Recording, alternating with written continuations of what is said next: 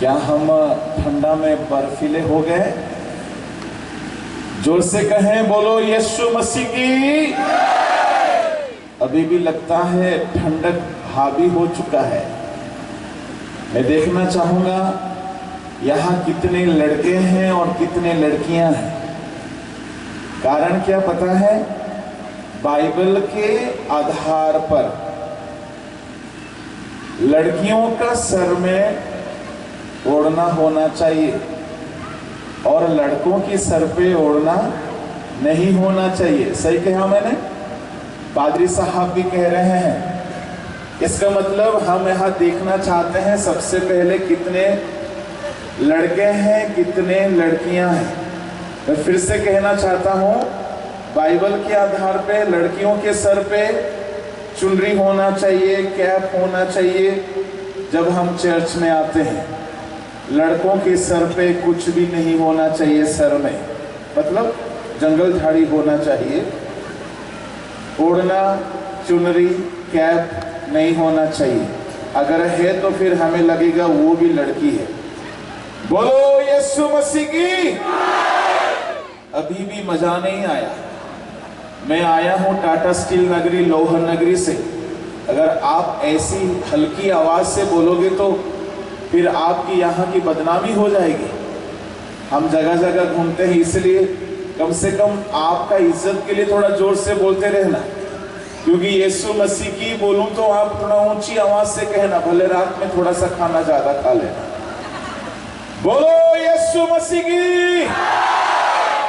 देखते हैं बहनों की आवाज थोड़ा ज्यादा लग रहा है। भाई लोग, आप लोग मत बोलना, बहनें कितना बोलती हैं देखते हैं। बहनें अपना सांखें उठाना, गला खोलना, हो सके तो गला को फाड़ देना। भाइयों के सामने नीचा मत होना। रेडी? अरे हाँ ना, कुछ तो बोलो। आप लोग भी लड़कियां हैं। ओके, केवल बहनें बोलेंगे, बोलो यीशु मसीह की। इनमें भी दम है, आलू दम नहीं है, दम है। अब भाई लोग, आप लोग कितना कहेंगे देखते हैं, उनसे ज्यादा दम है। रेडी? खाली भाई लोग बोलेंगे, बहन लोग नहीं बोलेंगे। बोलो यीशु महाराज की। दोनों में दम है, आलू दम नहीं है। एक बार जोरदार तालियां बजाएं परमेश्वर की महिमा के लिए।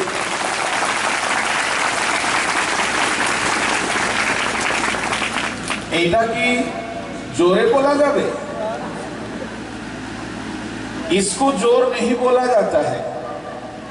देखो बाइबल में लिखा गया है, अपनी पूरे शक्ति से परमेश्वर के लिए तालियां बजाना, यानी प्रेम करना, महिमा देना है तो पूरे शक्ति से।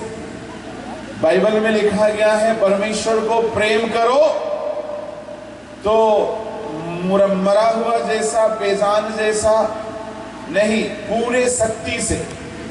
तो मैं देखना चाहूंगा जवानों में आपको कितना शक्ति है।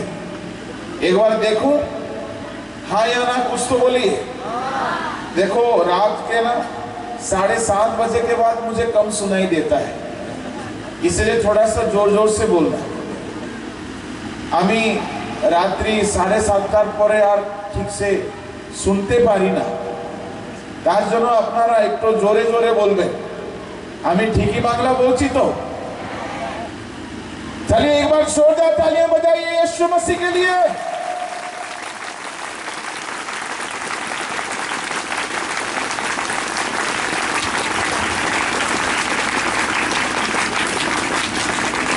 चलबे, चलेगा।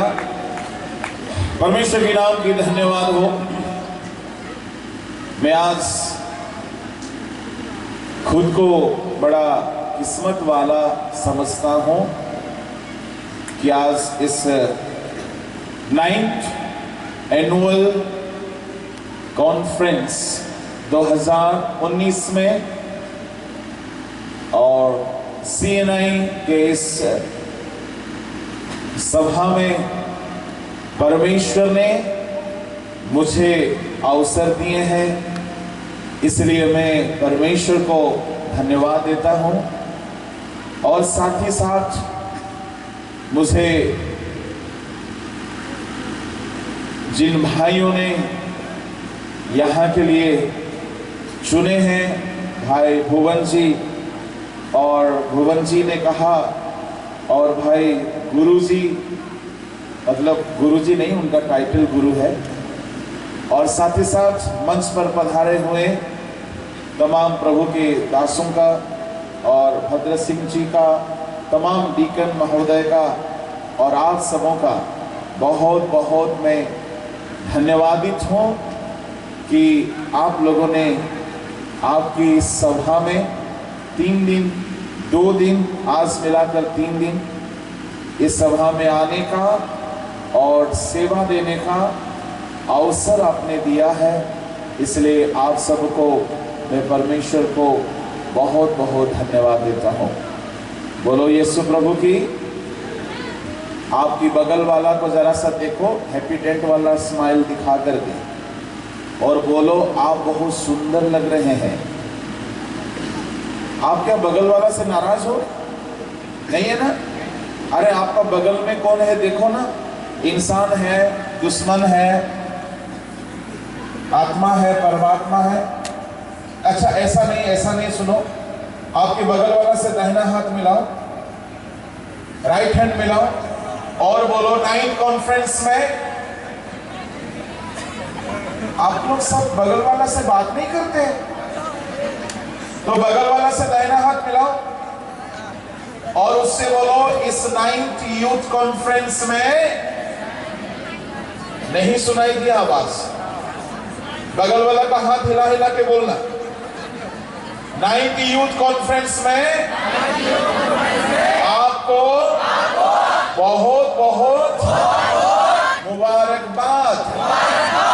बोलना आप बहुत सुंदर लग रहे हैं। मालूम है क्यों? इंसान को झूठ बात सुनना अच्छा लगता है।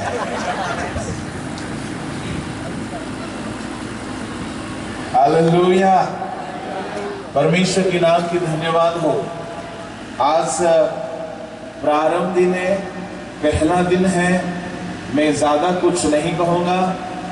हमने लगभग 25-26 घंटा सफ़र करके आए हैं और सफ़र भले वातानुकूलित यान में रहा हो, परंतु थोड़ी सी थके हुए हैं, इसलिए आज मैं आपको डिस्टर्ब नहीं करूँगा। आप भी थके थके लग रहे हैं, तो इसलिए आज हम बस एक शब्द कह करके समाप्त करना चाहेंगे।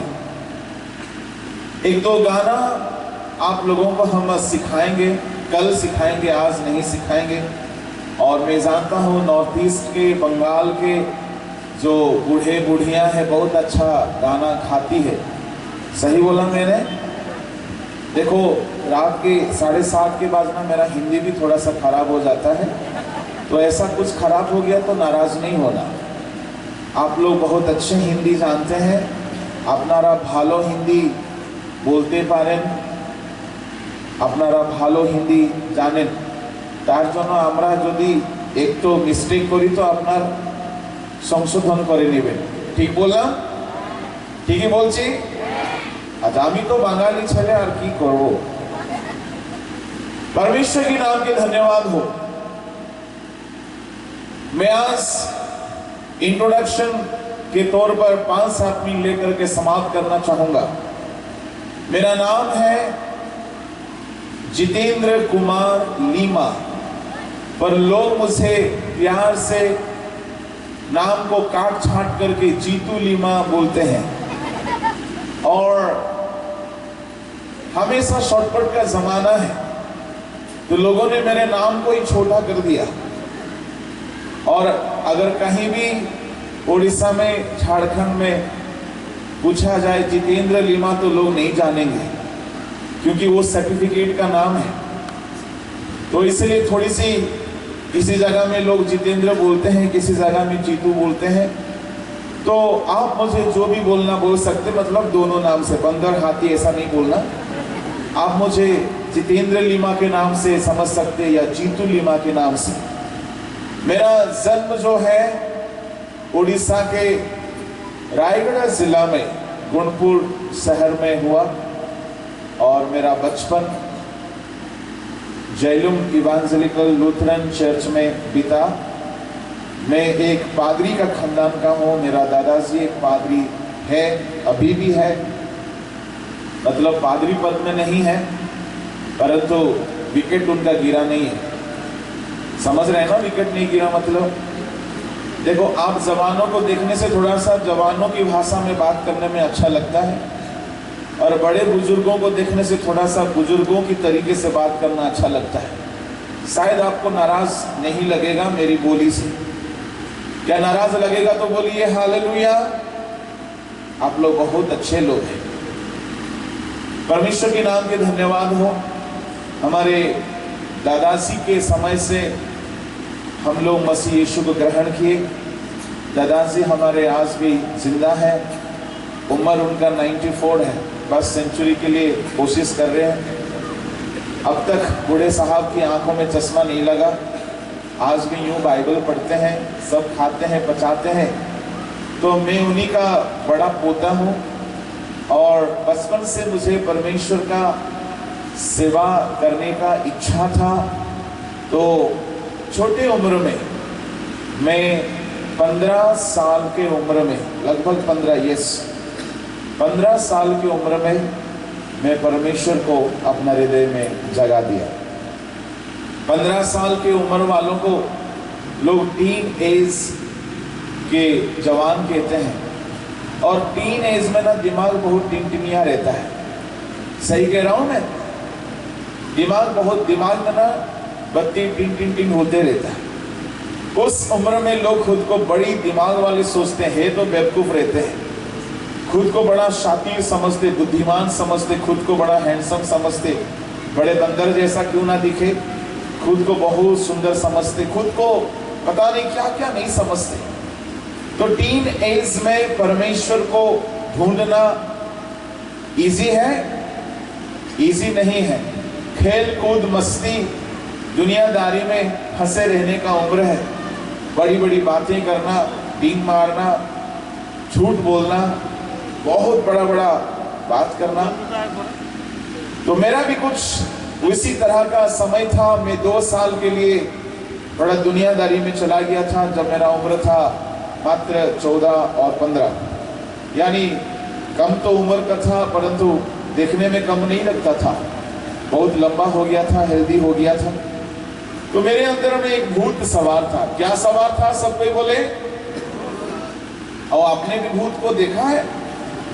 एक भूत सवार था। उस भूत का नाम बताओ? उस भूत का नाम है फिल्मी भूत। यानी मुझे एक भूत पकड़ा था और मुझे हीरो बनने का बड़ा भूत लगा था। यानी कैसे भी करके हीरो बनूं, कैसे भी करके बॉलीवुड में जाऊं, कैसे भी करके नेता बनूं, अभिनेता बनूं। तो ना जाने क्या क्या नहीं करता था मैं। सुबह उठ के योगासन करता था, रनिंग करता था, कराटे सीखता था, मार्शल आर्ट सीखता था, और डांस करता था अपने ही घर में, किसी के सामने नहीं। और मिमिक्री करता था, नेताओं का, अभिनेताओं का, गुंडों का एक्टिंग करता था। हर तरह का कला अभ्यास करता था। उम्र तो था बहुत छोटा, बुद्धि बहुत मोटा था।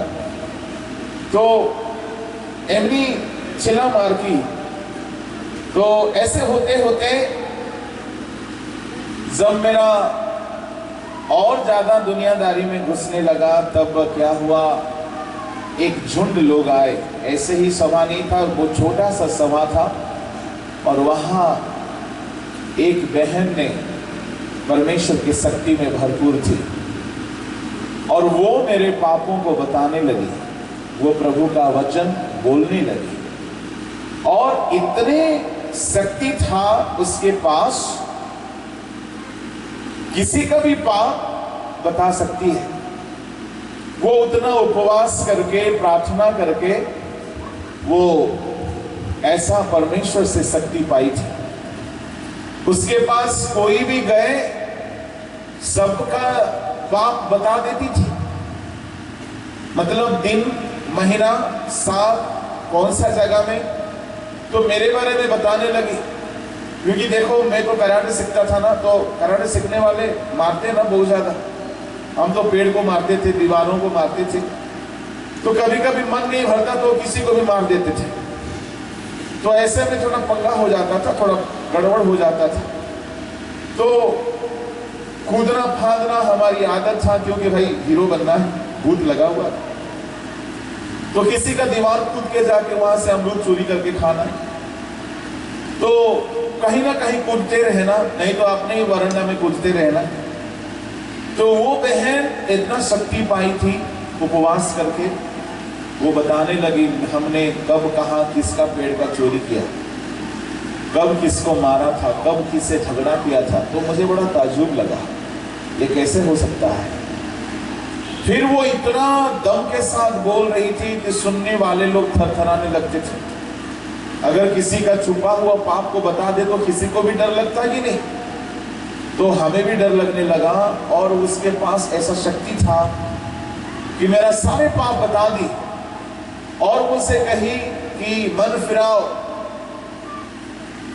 नहीं तो तुम भी नरक में चले जाओगे। प्रभु यीशु का आगमन बहुत नजदीक है, निकट है।